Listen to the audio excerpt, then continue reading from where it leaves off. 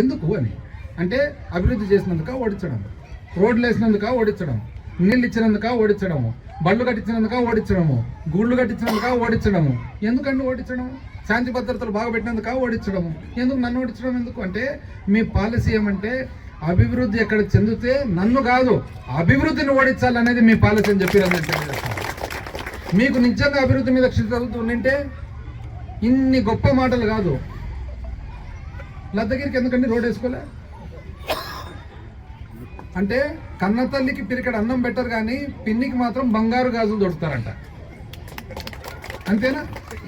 నీకు ఇంత బ్రహ్మాండమైన చిత్తశుద్ధి ఉండి ఆలోచన ఉండి విజన్ ఉన్నప్పుడు లద్దగిరికి ఎందుకు ఓటు వేసుకోలే అని చెప్పి. అసలు నిజంగా చెప్పాలంటే మీరంటూ ఒకవేళ రైల్వే మంత్రిగా సగం టైం అన్న ఢిల్లీకి కేటాయించి కూర్చుంటే కానీ ఎన్నో ప్రాజెక్టులు ఇక్కడ తెచ్చుకునేదానికి అవకాశం ఉండిండు. ఒక డబ్బాల ఫ్యాక్టరీ, ఆ డబ్బాల ఫ్యాక్టరీ కూడా పూర్తి కాలే. దానికి తోడు మళ్ళీ ఆశ్చర్యం తెలిసిన డబ్బాల ఫ్యాక్టరీ పూర్తి కాలేందుకు నాదంట బాధ్యత. ఇదే కదండి అన్యాయం. ఏం మాట్లాడుతున్నారు అని.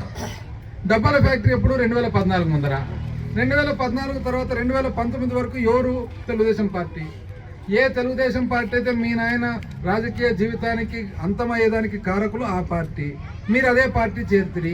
వాళ్ళని అడగాల్సిండ్రి చేయమని చెప్పి. నన్ను అడిగితే నాదంట బాధ్యత.